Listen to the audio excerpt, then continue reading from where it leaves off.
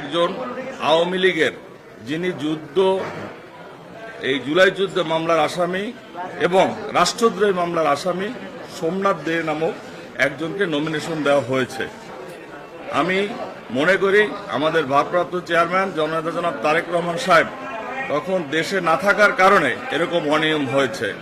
তাই আমি তার উপর আস্থা বিশ্বাস আছে এবং আমাদের নেত্রী বেগম খালেদা জিয়া অসুস্থ থাকার কারণে কতিপয় দুষ্কৃতিকারীরা আমাদের এই বাগেরহাট 4 আসনকে একজন বর্তমানেও আওয়ামী লীগের পদধারী লোককে নমিনেশন দিয়েছে। এর জন্য আমি স্বতন্ত্র প্রার্থী হয়েছি। আমি মনে করি বাংলাদেশ জাতীয়তাবাদী দল এবং আমাদের ভারপ্রাপ্ত চেয়ারম্যান জননেতা জনাব তারেক রহমান আমাদের মাঠ পর্যায়ের নেতাকর্মীদের ব্যথা উপলব্ধি করে এই লোকটিকে বাদ দিয়ে আমাদেরকে নির্বাচন করার জন্য অনুমতি দিবে। আর যদি না, আমাদের স্বতন্ত্র প্রার্থী হিসেবে 1% আমি 2 জনকে দেখাতে পারিনি। এই 2 জনকে আমি নিয়ে আসছি এবং তারা অ্যাকসেপ্ট করছে, অন্য কিছু না। যেহেতু